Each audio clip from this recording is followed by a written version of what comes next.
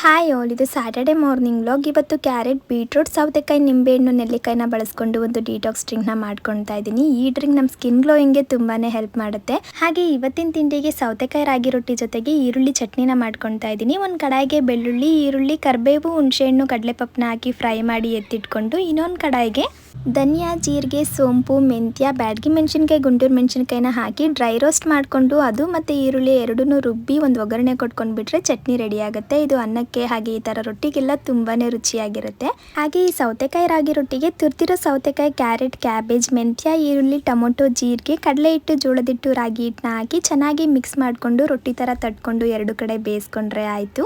ಇವಾಗಿನ ಮಕ್ಕಳಿಗೆ ರಾಗಿ ರೊಟ್ಟಿ ಅಂದ್ರೇ ಇಷ್ಟ ಆಗಲ್ಲ ಅಲ್ವಾ? ಅವರಿಗೆಲ್ಲ ಈ ಥರ ಸೌತೆಕಾಯಿ ರಾಗಿ ರೊಟ್ಟಿನ ಮಾಡಿಕೊಡಿ, ನಿಜವಾಗ್ಲೂ ತುಂಬಾನೇ ಇಷ್ಟಪಟ್ಟು ತಿಂತಾರೆ. ಜೊತೆಗೆ ಇವತ್ತು ಮಾಡ್ತಿರೋ ಕಾಬೂಲ್ ಕಡಲೆ ಸ್ಯಾಲೆಡ್ಗೆ ಕೊಬ್ಬರಿ ಎಣ್ಣೆ, ಚಿಲ್ಲಿ ಪೌಡರ್, ಪೆಪ್ಪರ್ ಪುಡಿ, ಸಾಲ್ಟ್, ಎಳ್ಳು, ನಿಂಬೆಹಣ್ಣು ಹಾಕಿ ಡ್ರೆಸ್ಸಿಂಗ್ ಮಾಡಿಕೊಂಡು ಸ್ವಲ್ಪ ಮಾವಿನಕಾಯಿನ ತುರಿದು ಹಾಕೊಂಡು